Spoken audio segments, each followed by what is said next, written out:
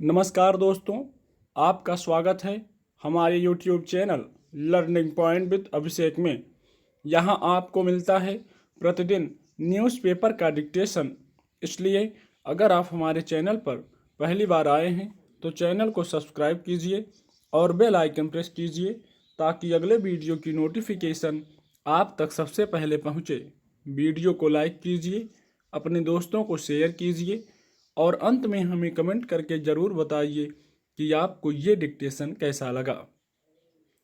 आज आपको मिलेगा 80 शब्द प्रति मिनट, 90 शब्द प्रति मिनट, 100 शब्द प्रति मिनट और 110 शब्द प्रति मिनट का डिक्टेशन। रेडी,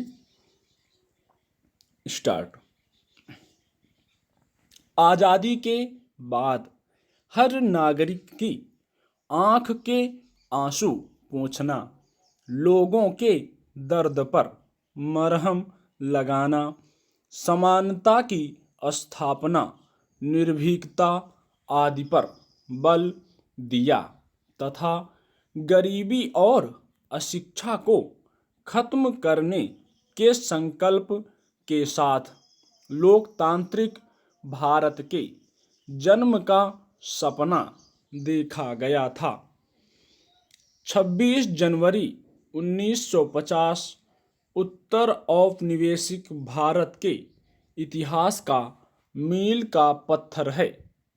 इस दिन भारत के नागरिकों ने स्वयं को कुछ सार्वभौमिक मूल्यों के प्रति समर्पित किया था और चुनी हुई सरकारों को यह दायित्व दिया था कि वे विकास कार्यक्रमों का संचालन इस प्रकार करें कि संविधान हमारी जीवन पद्धति को निर्धारित करने लगे और हम भारत के नागरिक एक शोषण मुक्त वातावरण में सांस ले सकें। जनतंत्र का समाजशास्त्र इस शोषण मुक्त वातावरण से निर्मित होता है और इसी पर खत्म भी हो जाता है। हम भारत के नागरिक इस शोषण मुक्त वातावरण और संबंधित विकास कार्यक्रमों का सपना पिछले 71 वर्षों से अपनी चेतना में बनाए बैठे हैं। भारतीय समाज की संरचना शक्तिशाली और शक्तिहीन समूहों में विभाजित है।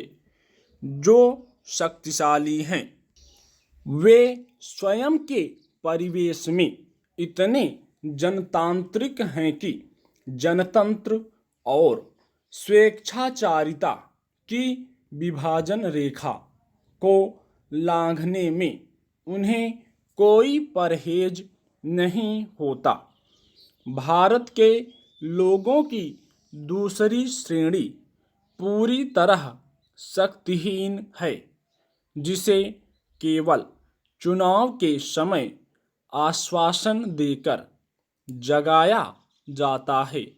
उसे हर 5 साल में जनतंत्र का सपना देखने को कहा जाता है और सपना दिखाने वाले लोग उस वर्ग को न केवल उत्पीड़ित करते बल्कि धर्म, जाति, क्षेत्र, लिंग आदि के आधार पर लड़वाकर हम और वे में ऐसा बांटते हैं कि जनतंत्र शून्य की स्थिति में पहुंच जाता है। लोकतांत्रिक प्रणाली का भविष्य इसी विभाजन से जुड़ा है।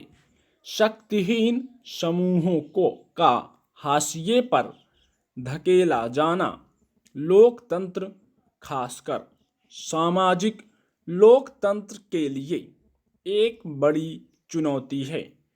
ऐसा लगने लगा है कि वैश्वीकरण के बाद जनतंत्र में से जनक्ष को कॉरपोरेट लॉबी द्वारा प्रतिस्थापित कर दिया गया है।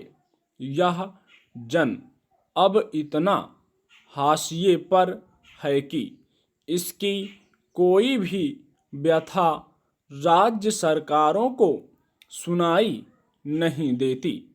राज्य कुछ लोगों को इतना स्मार्ट बनाना चाहता है कि बाकी सब इतने पीछे छूट जाएं कि उनके रहने ना रहने से कोई फर्क ना पड़े।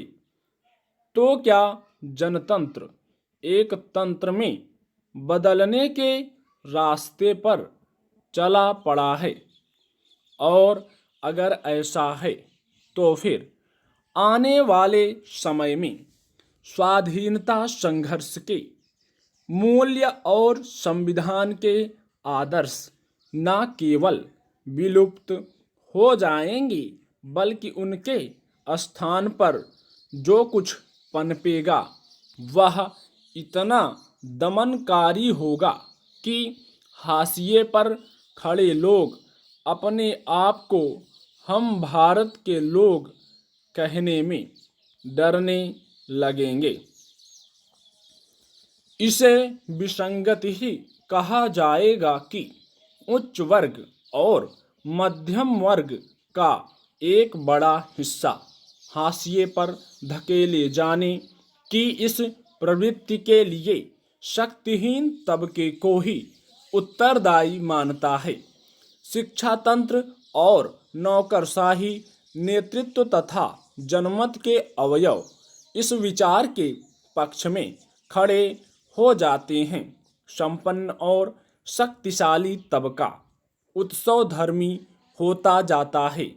धार्मिक, सांस्कृतिक और राजनीतिक आयोजनों पर करोड़ों अरबों रुपए यह कहकर व्यय किए जाते हैं कि ये आम जन के हित में किए जा रहे हैं। संपन्न और शक्तिशाली समूह को सहयोग देने वाले सह समूह धार्मिक, जातीय, सांस्कृतिक, राजनीतिक संकीर्णतावादी इस विचार का संगठित समर्थन करते हैं। मीडिया और कारपोरेट जगत इसका पक्षधर बनता है ताकि शक्तिहीन वंचित समूहों के संघर्ष और असंतोष को बिखेरा जा सके।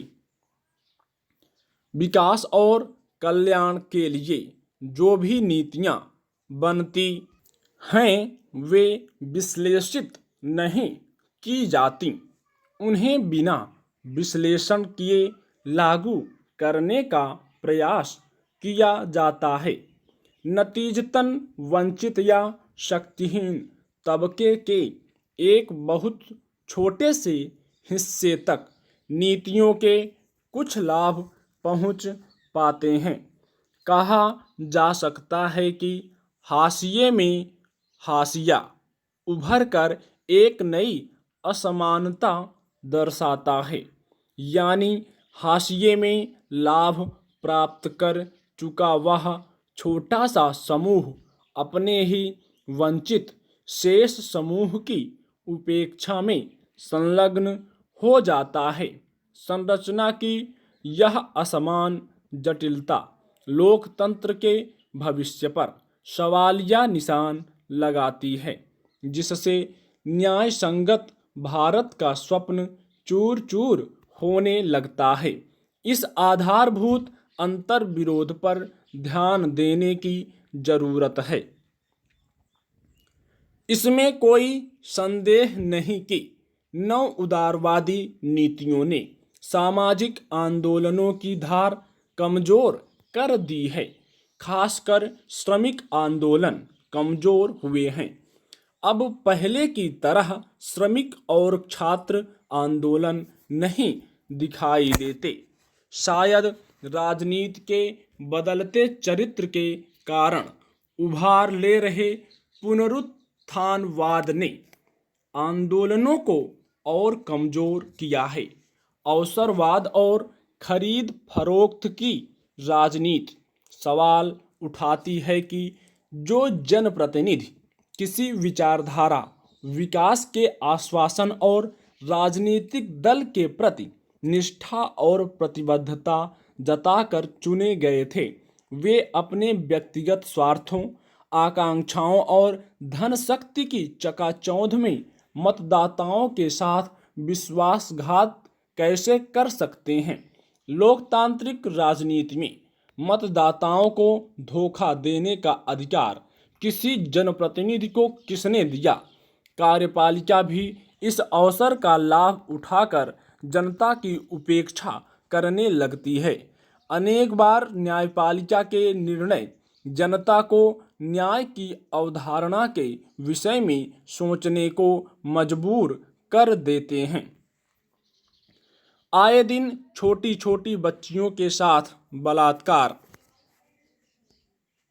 किशोर या युवा पीढ़ी द्वारा परीक्षा या प्रतियोगिता में विफल होने पर आत्महत्या करना, अस्पतालों में मरीजों को उचित उपचार न मिलना, महंगी और लंबी पढ़ाई प्रक्रिया से गुजरने के बाद भी नौकरी की गारंटी न होना, या नौकरी मिल भी जाए तो उसकी स्थिरता की गारंटी न होना, कारपोरेट जगत में काम के घंटों का निर्धारित न होना, आवश्यकता से अधिक कार्यभार होना और समय पर काम पूरा न कर पाने की स्थिति में अवसाद में आ जाना, कर्मचारियों की छंटनी कर देना आदि ऐसी घटनाएं हैं जो लोकतंत्र की अवधारणा को सवालों के घेरे में लाती हैं।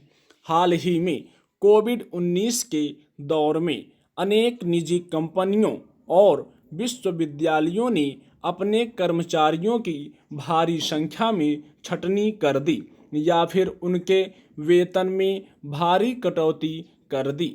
सवाल करने पर उन्हें नौकरी छोड़कर जाने की सलाह दी जाती है।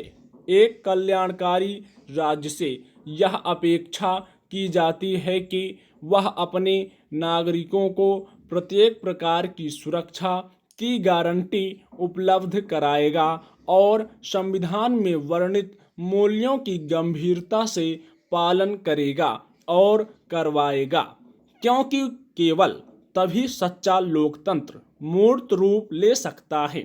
ऐसा न होने पर अधिनायकवाद लोकतंत्र का स्थान ग्रहण कर लेता है।